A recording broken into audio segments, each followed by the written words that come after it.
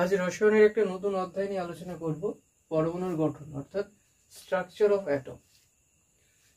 খুব নর্মালি যদি আমরা বলি অ্যাটম বা পরমাণু, এই পরমাণু কি? মৌলিক পদার্থের ক্ষুদ্রতম অবিভাজ্য কণিকা যা রাসায়নিক বিক্রিয়ায় অংশগ্রহণ করে এবং পদার্থের সব ধর্ম যার মধ্যে থাকে তাকে আমরা বলি পরমাণু। দেখো, এই পরমাণু সম্পর্কে যদি আমরা সঠিক ধারণা জানতে চাই বা ইনিশিয়াল কনসেপ্ট জানতে চাই, তাহলে আমাকে এই জায়গায় আসতে হবে, পরমাণু আবিষ্কারের ইতিহাস। এই যে পরমাণুকে আমরা পরম অণু যদি ভাঙা হয়, অর্থাৎ আলটিমেট পার্টিকেল, আলটিমেট সামথিং, চূড়ান্ত, যেটা শেষ। একটা পদার্থকে ভাঙতে ভাঙতে আমরা যে শেষ অবস্থায় এসেছি সেটা হচ্ছে চূড়ান্ত, আর পার্টিকেল মানে হচ্ছে অংশ। 600 খ্রিস্টপূর্বাব্দে গ্রিক দার্শনিক ঋষি কণাদ প্রথম এই পরম অণু অর্থাৎ আলটিমেট পার্টিকেল এই নামকরণটা দেন পরমাণু। এরপর কি হলো, ডেমোক্রিটাস তিনি কি করলেন, একে অ্যাটম নাম দিলেন। এই অ্যাটম কথার অর্থ হলো ইনডিভিজিবল বা অবিভাজ্য, যাকে ভাঙা যায় না। এরপর 1808 খ্রিস্টাব্দে জন ডাল্টন পরমাণুবাদ সম্পর্কে একটা প্রাথমিক ধারণা উপস্থাপন করে। তবে এই যে অণু এবং পরমাণুর প্রসঙ্গে যে প্রথম স্থায়ী কনসেপ্ট বা ধারণা সেটা উপস্থাপন করেন আমাদিও অ্যাভোগাড্রো।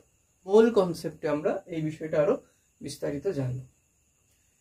দেখো, একটা বিষয় বলি, এই পরমাণু আর অণু এই দুটো বিষয়ের কনসেপ্ট কিন্তু পরিষ্কার থাকা দরকার।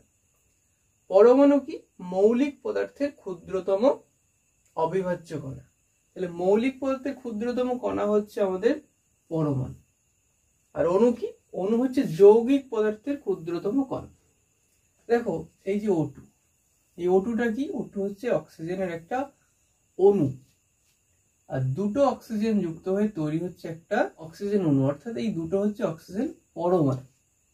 তাহলে আমরা কি জানলাম, যে পরমাণুগুলো পরস্পরের সঙ্গে যুক্ত হচ্ছে অণু। তার মানে কি, মৌলিক পদার্থের ক্ষুদ্রতম কণিকা হচ্ছে আমাদের পরমাণু, আর যৌগিক পদার্থের যে ক্ষুদ্রতম কণিকা সেগুলো হচ্ছে আমাদের অণু। এটা হচ্ছে আমাদের প্রাথমিক কনসেপ্ট। তাহলে পরমাণু কি শিখলাম? মৌলিক পদার্থের ক্ষুদ্রতম অবিভাজ্য কণিকা যা রাসায়নিক বিক্রিয়ায় অংশগ্রহণ করে এবং যার মধ্যে পদার্থের রাসায়নিক ধর্মগুলো উপস্থিত থাকে, সেটা হচ্ছে পরমাণু বা অ্যাটম। এই পরমাণুর প্রথম ধারণা দেন ঋষি কণাদ।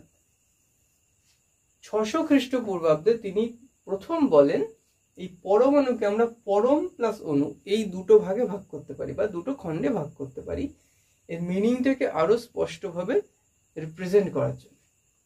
পরম মিনস আলটিমেট অ্যান্ড অণু মিনস পার্টিকেল, অর্থাৎ অংশ, চূড়ান্ত অংশ। যেমন মৌলিক সংখ্যাকে ভাঙতে পারি না, তখন মৌলিক পদার্থের সঙ্গে যদি বিষয়টা কম্পেয়ার করি, এটা কিন্তু পার্মানেন্ট থিঙ্কিং নয়, এটা কিন্তু পার্মানেন্ট থিওরেম নয়, এটা একটা ইনিশিয়াল ধারণা। সেখান থেকে আস্তে আস্তে ডেভেলপ হয়েছে। এরপরে রাদারফোর্ডের তত্ত্ব পড়ব, ধীরে ধীরে আমরা পরমাণু সম্পর্কে আরো বিস্তারিত জানব। প্রাথমিকভাবে আমরা বলতে পারি যে মৌলিক পদার্থের ক্ষুদ্রতম অবিভাজ্য কণিকা হচ্ছে পরমাণু। এই পরম অণু নামকরণ করেছিলেন ঋষি কণাদ 600 খ্রিস্টপূর্বাব্দে। এরপর এই পরমাণুকে অ্যাটম নাম দেন। অ্যাটম মানে ইনডিভিজিবল, যেটাকে আর ভাঙা যায় না। এই অ্যাটম নাম দিয়েছিলেন বিজ্ঞানী ডেমোক্রিটাস। ইনিও একজন গ্রিক দার্শনিক, ডেমোক্রিটাস। এরপর ডাল্টন একটি পরমাণুবাদ উপস্থাপন করে। এখন জানবো ডাল্টনের পরমাণুবাদগুলো কি ছিল। পদার্থ ক্ষুদ্রতম অবিভাজ্য কণিকা নিয়ে গঠিত। তার মানে কি, প্রত্যেকটা পদার্থ ক্ষুদ্রতম অবিভাজ্য কণিকা দিয়ে গঠিত, সেই কণিকাগুলোই হচ্ছে পরমাণু। তাহলে ডাল্টন কি বলছেন, পদার্থ ক্ষুদ্রতম অবিভাজ্য কিছু কণিকা দিয়ে তৈরি, সেই কণিকাগুলোই হচ্ছে পরমাণু। একই মৌলের পরমাণুর ভর, আকার, ঘনত্ব এবং রাসায়নিক ধর্ম একই হয়। তার মানে কি, একই মৌলের পরমাণুকে আমরা ভাঙছি, তাহলে সর্বশেষ যে অবস্থা সেটা যদি অ্যাটম হয় তাহলে তার আকৃতি, ভর, ঘনত্ব বা রাসায়নিক ধর্ম সব সেম হওয়ার কথা। এটা ডাল্টন বলছে। পরমাণু কি রাসায়নিক বিক্রিয়ায় অংশগ্রহণ করে? আমরা ডেফিনেশনেই বলেছি ছোট্ট করে, পরমাণু রাসায়নিক বিক্রিয়ায় অংশগ্রহণ করে।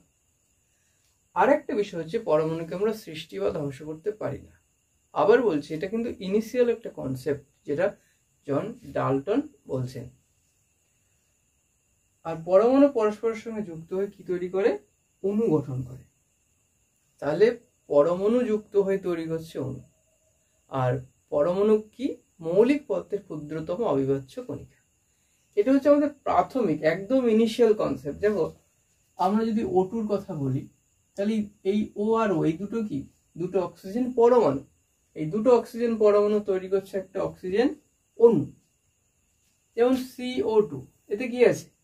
একটা কার্বন পরমাণু আছে আর দুটো অক্সিজেন পরমাণু আছে। এই হচ্ছে আমাদের প্রাথমিক ধারণা পরমাণু সম্পর্কে। পরমাণুর ধারণা প্রথম কে দিলেন? পরমাণুর প্রথম তত্ত্ব উপস্থাপন কে করলেন? তবে এই যে অণু পরমাণুর যে কনসেপ্টটা, এই অণু পরমাণুর যে ধারণাটা, সেটা আরো সূক্ষ্মভাবে উপস্থাপন করেন আমিদিও অ্যাভোগাড্রো। সেটা আমরা মূল কনসেপ্টে আরো পরিষ্কার করে জানবো। তোকে জানলাম ডাল্টনের পরমাণুবাদের স্বীকৃতিগুলো। এই যে ডাল্টন যে পরমাণুবাদের উপস্থাপন করেছিলেন তার কিছু সীমাবদ্ধতা ছিল। সেগুলো কি?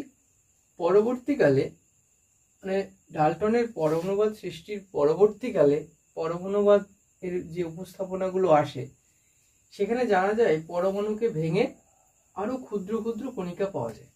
তিনি বলেছিলেন কি পরমাণু অবিভাজ্য, কিন্তু পরবর্তীতে প্রমাণ হয় যে পরমাণু অবিভাজ্য নয়, পরমাণুকে ভাঙা যায় এবং অতি ক্ষুদ্র কণিকা পাওয়া যায় পরমাণুকে ভেঙে। আইসোটোপের কোনো ধারণা দিতে পারেনি। এই বিষয়টা আমরা একটু পরে শিখব। বহুরূপতার ধারণা, তিনি এই বহুরূপতার ধারণাটা দিতে পারেন।